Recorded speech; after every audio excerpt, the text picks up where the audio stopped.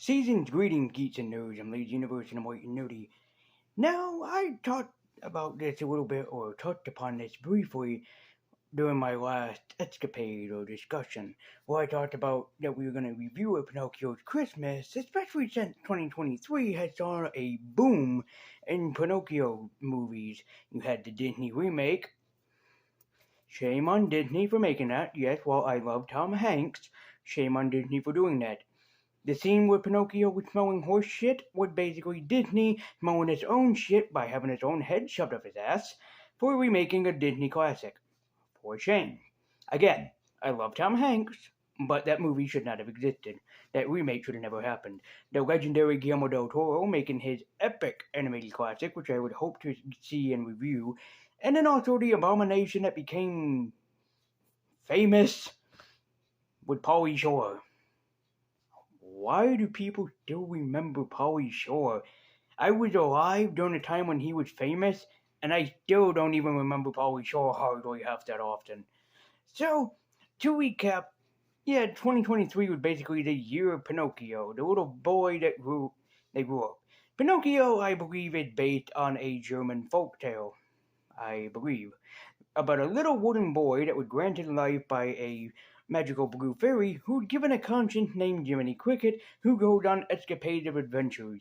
The storybook exists for years. It has existed for years. And even it was made a reference in the movie of Aquaman, where Mera stumbled across the book of Pinocchio that basically Aquaman saw as a kid. So there are many versions of Pinocchio, but did you know that Rankin Bass, or Boss, or however that you pronounce its name, did a Pinocchio special back during their Christmas titles? Yes, and which is the one that we're going to review today, one of my actual personal favorites of the Rankin Bass line, Pinocchio's Christmas, which is basically, what if Pinocchio basically went on his own escapade of adventure? What if Pinocchio basically parodied It's a Wonderful Life? And kind of that is what happens. It's that Pinocchio goes on a little bit more adventures than old James Stewart went on. But today we're going to be reviewing and talking about Pinocchio's Christmas. So, can a little wooden boy be brought to life this Christmas day? Can he be learned the miracle of Christmas? Can he be taught the spirit of the season? Or will he still misbehave and be a bad boy and do things behind people's back that is very questionable, and also will empowerment of him being a liar for the rest of his life? Well, I think that we should find the spirit of the season with a little wooden boy who can walk without the proper productions of strings attached with body. So, it's the real question. Can our little wooden friend be taught his lesson this Christmas day? Or perhaps will we have to throw him away and burn him in the ash pile? I've already got the remains of the Disney live-action remake Pinocchio burning at the moment right now. He'll be fine. Yeah, he'll be fine. I would do the high-pitched screaming noises, but then people would know that it's me. But, yeah, we just have Pinocchio burning. He'll be fine. The Disney live-action remake one is burning. The cartoon version, the Guillermo del Toro version, are having a great time. They're trying to catch the Pauly Shore version right now. And dear God hope that they can. But while we are burning puppets over here, let's see if Pinocchio's Christmas will burn with them, or if it will rise up to the Guillermo del Toro classic, including the original Disney animated masterpiece. Let's find out. Let's knock off our strings and go and get lucky, and knock on some wood. This is my review of Pinocchio's Christmas. We begin Pinocchio's Christmas with Pinocchio's little town getting ready for the Christmas season, as Pinocchio is confused about what is going on and why snow is falling from the sky. People, everybody laughs and sings and laughs some more, and they are filled with the Christmas spirit. I've never heard of Also, just to let people know, this movie is technically a prequel to the Disney movie. This adventure happened before Pinocchio went on his main adventure.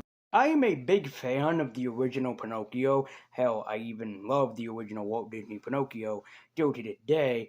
And what really amazes me is that the first time I saw this that realizing that this is a prequel to one of my favorite movies ever kind of made me a little bit of a fan more, that it really appreciates the Disney version and was like, hey kids, you can still go watch the Disney one, but you can watch this one before you watch the Disney one, which I thought was really great.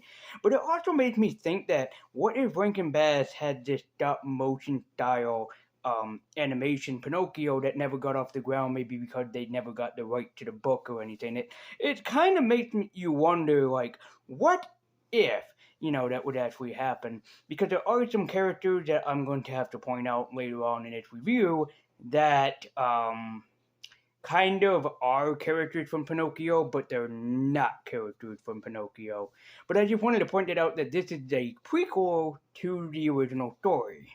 So somebody thought that was a good idea, and it really is. It would get people interested to go and watch or hunt down the original Walt Disney Pinocchio. Although I'm just kind of questioning, because I know that the Guillermo del Toro Pinocchio has to do with war. I feel bad for the family that decided to put on the Guillermo del Toro Pinocchio after they watched this movie, because little Tim is gonna have nightmares screaming in his blanket and pillow for the rest of the night if they decide to do that. Guillermo del Toro is a beautiful director, but he likes to have hidden metaphors in all his movies. Anyways, as the Christmas season goes on, Geppetto is worried about what to buy everybody for Christmas, especially since he doesn't have a lot of money to spare for Christmas. We go to his old good friend Cusissimo and tell him a pair of boots to get some money for it. But it's not a lot of money that Geppetto really wanted, as he buys Pinocchio a gift. Papa, a Christmas gift for me? Oh, Papa, what is it? It's a book? Oh, an arithmetic book. He got an arithmetic book? I'm still pissed off at the postman for his gift to me last week, and you give him an arithmetic book? What did this kid do wrong, Geppetto? Why did you buy him such a lame gift? This is like the equivalent of children, like small children, like your typical 3 to 5 year old, typically, like when they really want to open a present from Santa Claus and you give them clothes instead of toys. It's like, how could you do this to the kid? I admit it's a nice gift, and that always a nice gift from somebody is what matters most in the world. I don't want nobody to take me seriously because this is just a joke. Like any gift that you can get from your mom, dad, brothers or sisters, aunts, uncles, grandparents, it should matter the most to you. Even if a small, kid, even if you work with them, you have them, whatever, you're an aunt, uncle, whatever. Even if they draw you a nice picture or something that they think is awesome, you should honor that forever.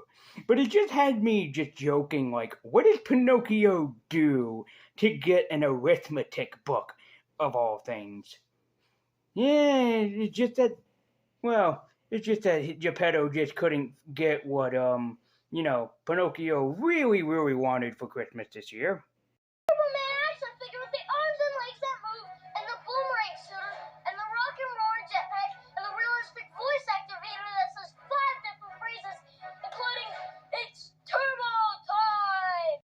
So Pinocchio lied to his father, saying, hey, Dad, I like the gift, and I don't like this gift. Here, I'm going to sell this gift so I can get money back from it, which he actually eventually does.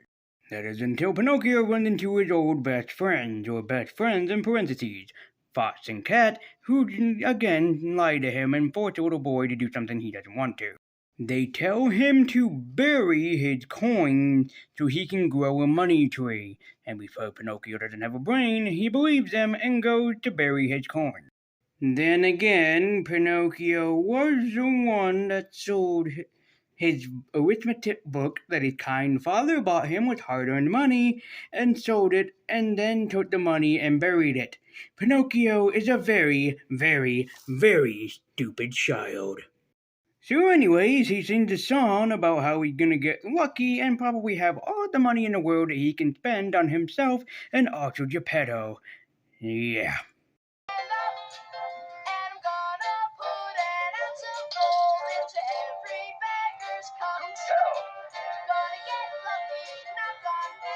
That is until Pinocchio runs into a man named Mr. Fire Breather, And Mr. Fire Breather is voiced by another well-known voice actor in the world of the Rankin Bass movies.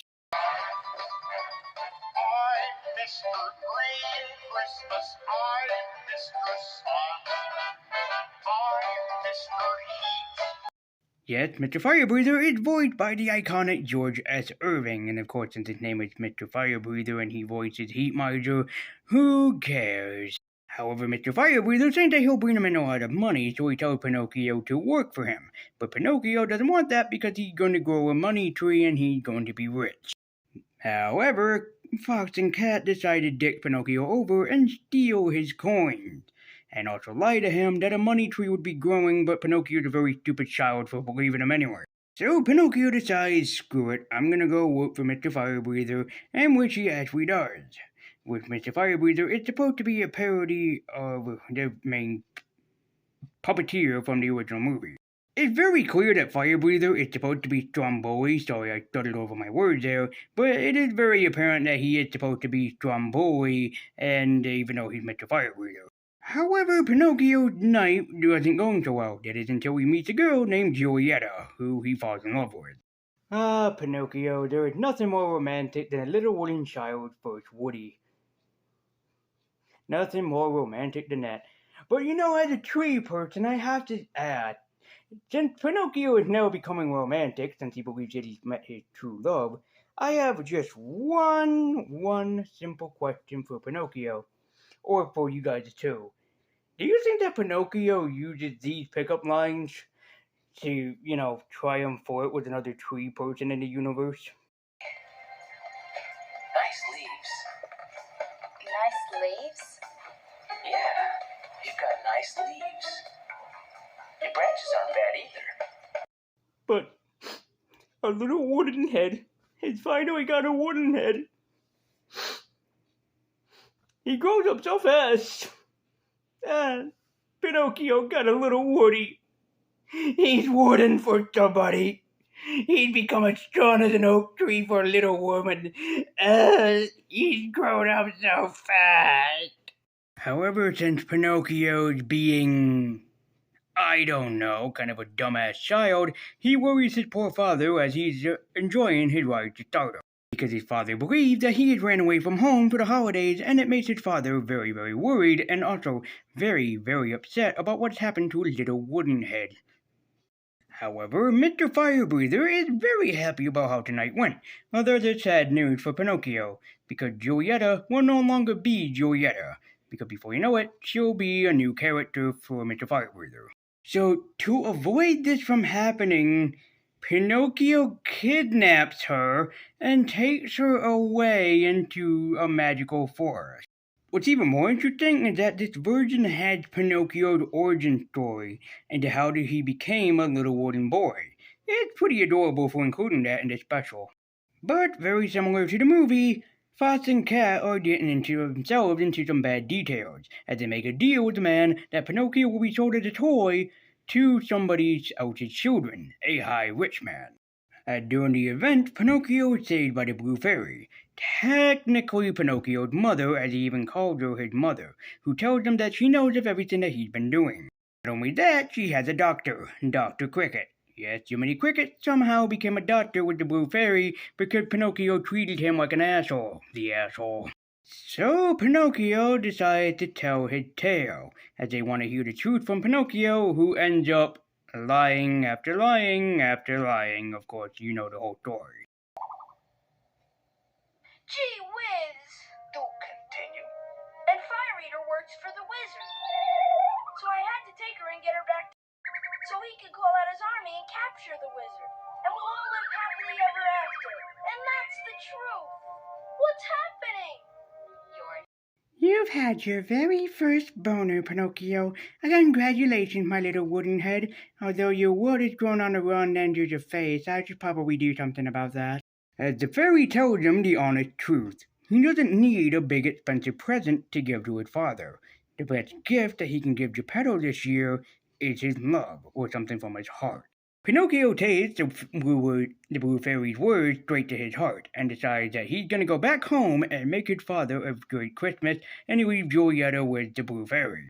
However, Geppetto thinks that Pinocchio is dead, even though it's not Pinocchio, it's a puppet made by Mr. Firebreather, but it's still a kind of sad tale. As he sings a song about Pinocchio being good despite him being bad, and that he was one of the best child that Geppetto could ever have in his life. Yet, however, Frosting Cat yet again managed to fool this brainless child by telling him that he needs to go help Santa at his workshop. And Pinocchio still believes them. You would think he'd learn a lesson after being entangled with them so many times so far. So Pinocchio thinks, yeah, that'd be a great idea, as he imagines himself being at Santa's workshop teaching all the toys and other mechanisms in Santa's workshop how to dance. And so Pinocchio, the stupid child that he is, decides to go along with Cats and Fox's plan. Yeah, I'm serious.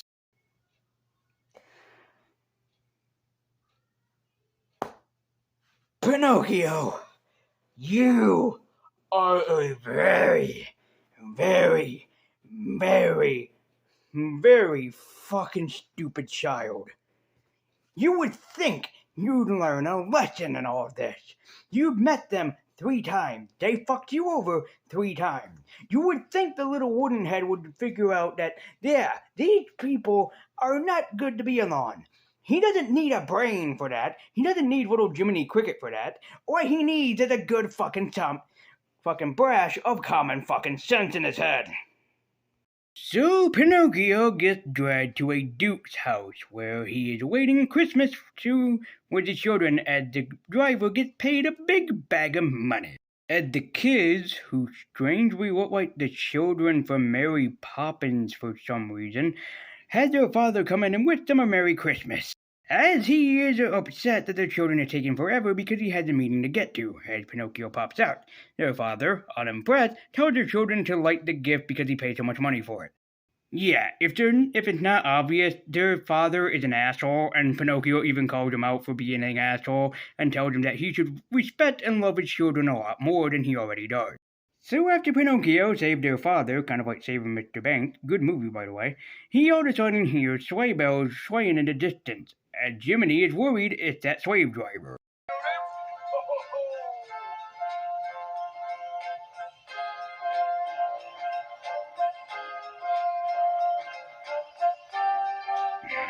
So Santa Claus picks up Pinocchio, I thought he didn't pick up hitchhikers, and he dropped Pinocchio off home for a happy reunion with Geppetto, who's still mourning over the dead Pinocchio.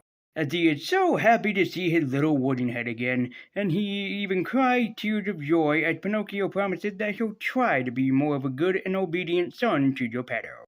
That's not all. Even the blue fairy arrives, and even Geppetto is confused about what happened, and even Giulietta is somehow alive.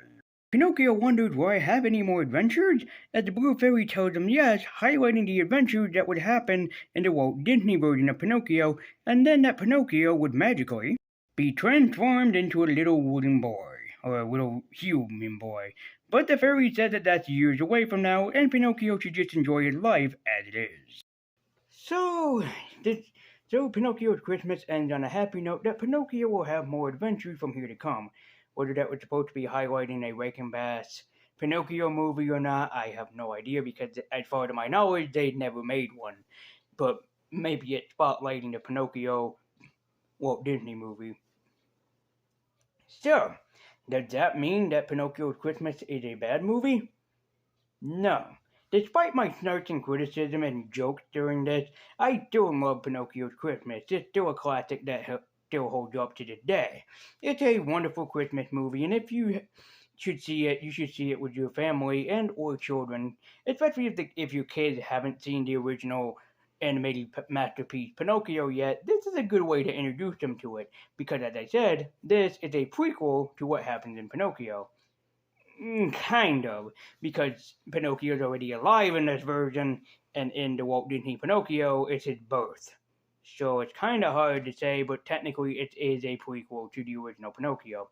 Maybe you just have to fast forward the part when Geppetto makes Pinocchio and when Jiminy Cricket sings, When you wish upon a star. Even though that's the best song in that movie. Anyways, I'm getting off track. But the point is, Pinocchio's Christmas is a goddamn Christmas classic, and you guys should go and check it out with family members or even by yourself, wherever that you can find it. Next time, we're getting closer to Christmas, and I think that we're going to celebrate it in the best of ways, since I haven't talked about anything Santa Claus related yet. So we're going to talk about one of my all-time favorite Christmas classics next time, and despite me snarking on it, I don't want people to come after me saying, so you hate it. No, not even in the slightest. And next time, we're going to talk about one of my all-time favorite Santa Claus cartoon classics. So come back next time, as we're going to talk about Santa Claus is coming to town, because he'll be doing that very shortly. So come back next time, and I'll be talking about the Fred Astaire, Mickey Rooney cult classic, Santa Claus is coming to town.